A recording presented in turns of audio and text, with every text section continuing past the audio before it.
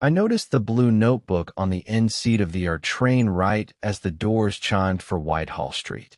It was the exact shade of the sky you only get over New York in early spring. Washed, hopeful, still a little cold. Someone had slid it into the corner like they wanted it to be found and lost at the same time. I looked around.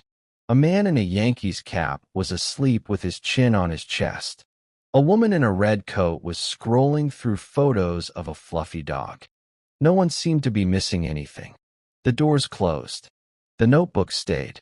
I picked it up. The cover was soft, like it had been opened hundreds of times, and there was a coffee ring that formed a nearly perfect moon.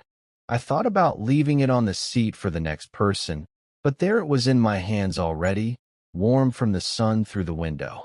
Curiosity is cheap in this city and gives good returns, so I tucked it into my jacket and decided I'd at least check for a name. The first page surprised me. No name, just a title in neat block letters. List of small joys.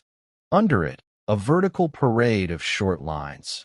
Warm bagel, clean socks, a seat on the train, a good pen, the smell outside after thunder, a window that opens, a quiet elevator. The handwriting had an easy rhythm, like someone who never picked fights with their letters. I kept flipping. There were lists for everything. Songs for washing dishes, stores with kind cashiers, places to cry if necessary.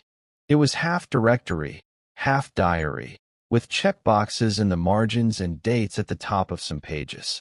After a few pages of this, I hit a list labeled Wednesday Route. That got my attention. Cherry Street Laundromat. Ask Marta about the loose dryer. It began. Then, bodega with the lemon sticker by the register. Buy gum, leave a note. A time was written next to each stop. Underneath, ceramic studio, 3 p.m. Finish cup for Gabe. In the corner, a tiny doodle of a cup with a curly handle. I looked at my watch. It was 1:10 p.m. and Wednesday. I felt the gentle nudge of a plot I hadn't ordered. I'm not a hero in any story, just a guy who takes the train and sometimes eats dinner too late. But the city has a way of turning small choices into mini adventures. I got off at Canal, climbed into the cold sunlight, and pointed myself toward Cherry Street. If the notebook belonged to someone who kept such lists, I figured they'd show up to keep this route, and I could hand it back. And if not, at least I'd meet the places on the page. The laundromat smelled like warm cotton and pennies. Metal carts lined up like silver animals. A woman with a sharp ponytail was feeding quarters to a machine with a sign that said, "Be gentle. I'm tired." I asked for Marta. A short woman in a Mets hoodie looked up from a mountain of towels. "I'm Marta when it's Wednesday," she said, and I smiled, because it was. I held up the notebook. "Does this belong to someone who comes here?" She didn't answer right away. She looked at the coffee ring, the pages whisked by my thumb. "Maybe," she said. "A lot of notebooks pass through." Then she pointed to the back wall. "Dryer number 8 eats socks." I'm guessing the note says that. "The list says to ask you about the loose dryer," I said. "Dryer 8, she said, and turned to fold a towel as if that solved most things. "If you find them from last week, tell them their red scarf is hanging on the hook. Been waiting for a face." I left my own scarf around my neck and promised to pass the message. Outside, the wind cut down the street like a reminder we weren't done with winter, not yet. Next stop on the list, bodega with lemon sticker by the register. I tried 2 bodegas before I found it. The sticker was faded to a ghost of yellow, the edges peeled and dirty. 2 packs of cinnamon gum, I said, because the notebook specified cinnamon. The man at the counter bagged it, then watched as I tore a piece off a receipt and wrote, "Blue notebook found. Following your route." I slid it under the gum, like the list told me to. The man didn't ask what I was doing. People in New York get used to quiet oddness. I kept walking. The day gathered around me like a coat I didn't remember buying. I felt like a child and an errand runner, both at once. I passed a store that sold only lamps, a barber shop that looked too cool to be affordable, a park where two people played an intense game of chess in fingerless gloves. When I reached the corner for the ceramic studio, I felt a little silly and a little thrilled. I'm a man in his 30s who updates spreadsheets for a living and forgets grocery lists. This was not my normal Wednesday. I pushed the door open, and a warm, slippy clay smell rose like bread from an oven. Wheels hummed, hands moved, and on a shelf, cups gleamed like patient moons, waiting for glaze. I stood there too long, I guess, because someone finally looked up. She had short hair the color of walnut shells and a smudge of clay on her cheek, which she did not seem to mind. "Are you here for Gabe?" she asked. "Not exactly," I said, holding up the notebook as if it were an ID card. "I found this on the train." Her face changed like a light shifting in a room. "Oh," she said, exhaling the letter like it had been held in for hours. "You found it." She wiped her hands on a towel and reached, but didn't take it yet. May I?" "Please," I said, and handed it over. She held it like you hold something that knows your secrets. She flipped to a page in the middle and laughed, a single small sound. "I thought I lost it for good," she said. "I was trying not to think about it.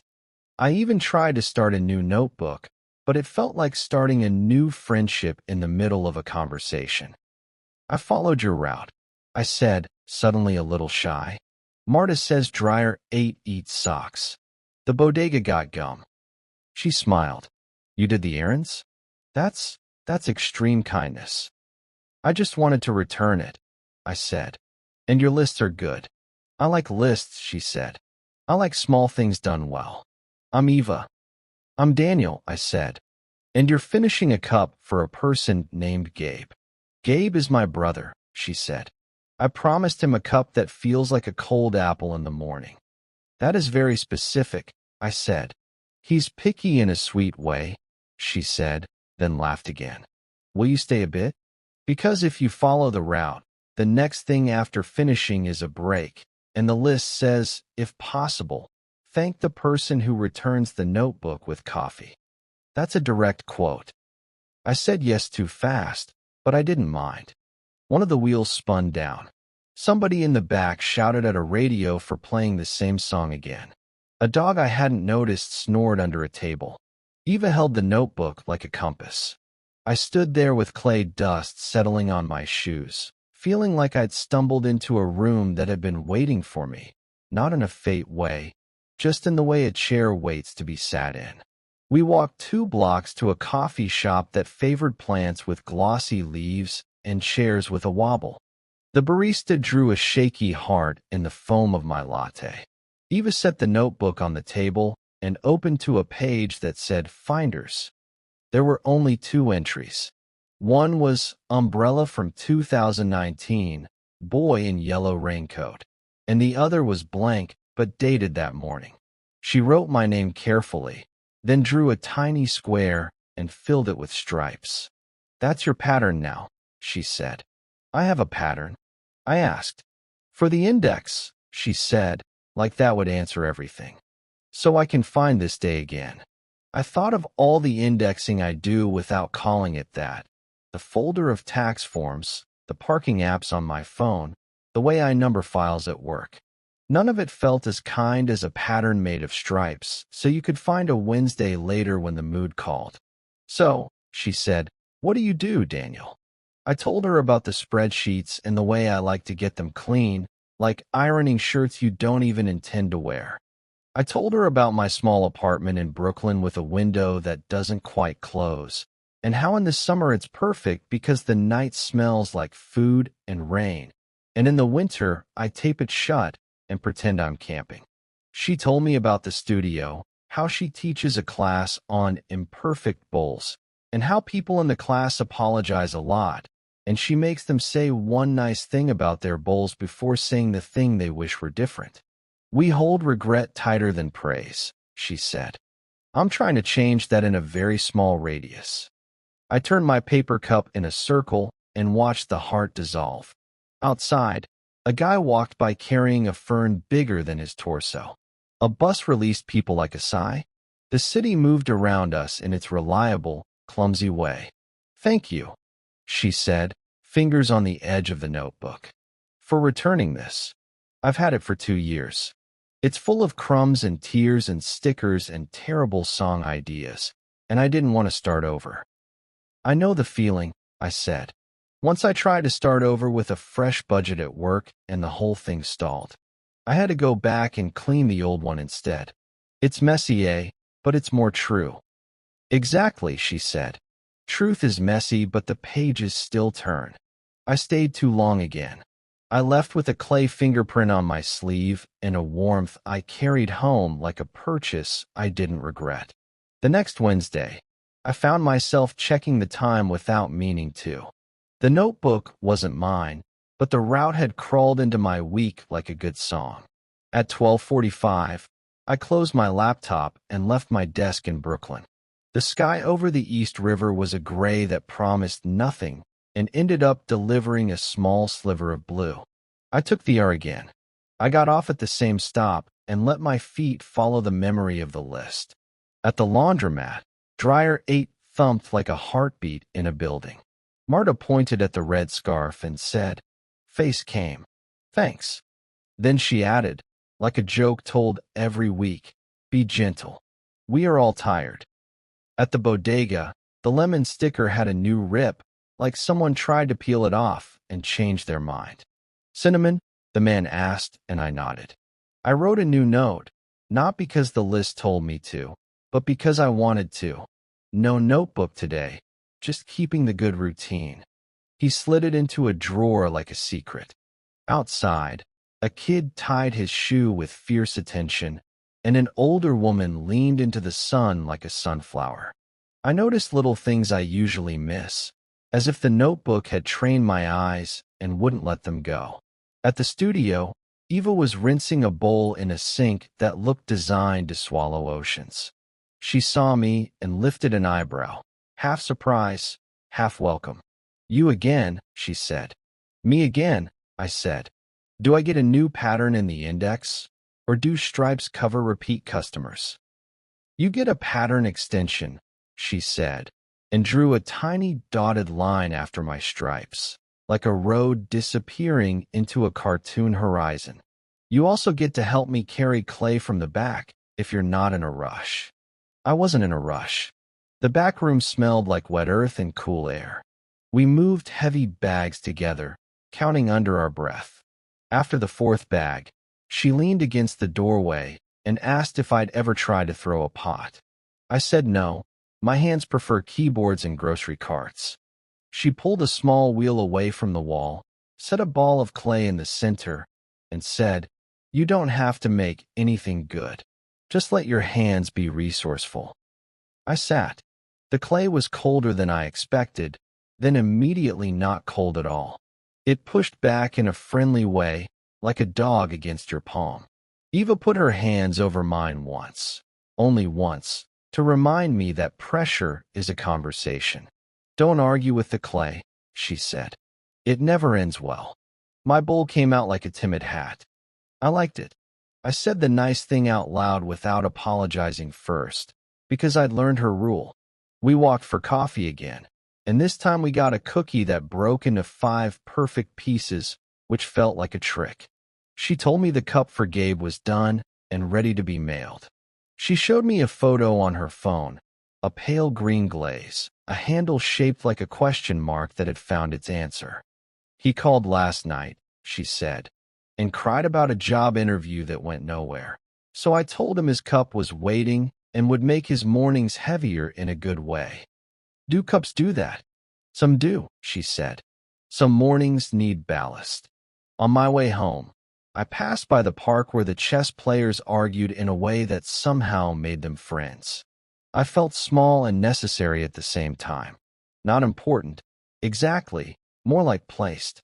I bought a bagel even though it was almost dinner, ate it walking, and wiped sesame seeds off my coat with the discipline of a person who knows they will find some later anyway. Back at my apartment, I pulled out a blank notebook I'd bought and never used. Its cover was the color of the inside of a lime. I wrote at the top of the first page, "Small Joys." My handwriting was worse than the notebook I'd found, but the words still sat there bravely. I started with clay under fingernails and a wobble in a chair that doesn't make it fall.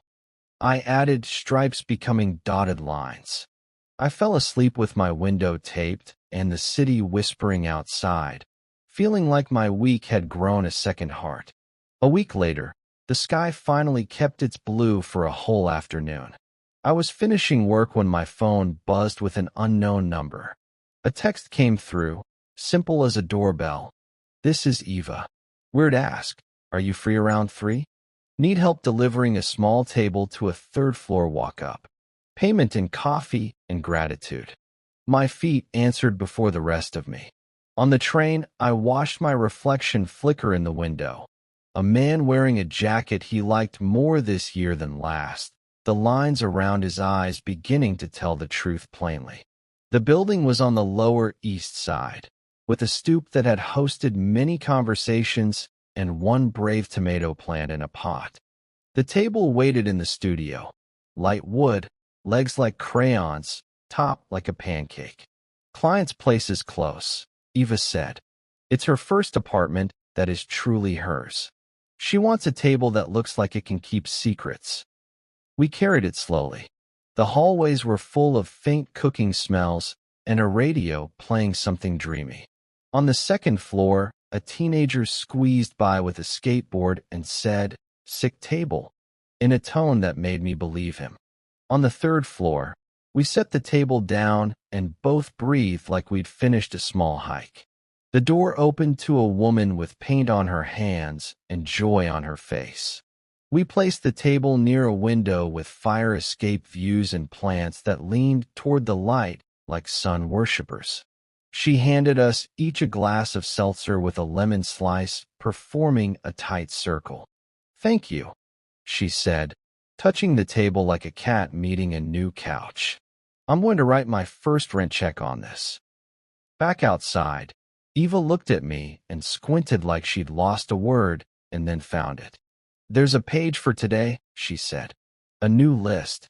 Objects that changed mood upon delivery. This table just earned a bullet point."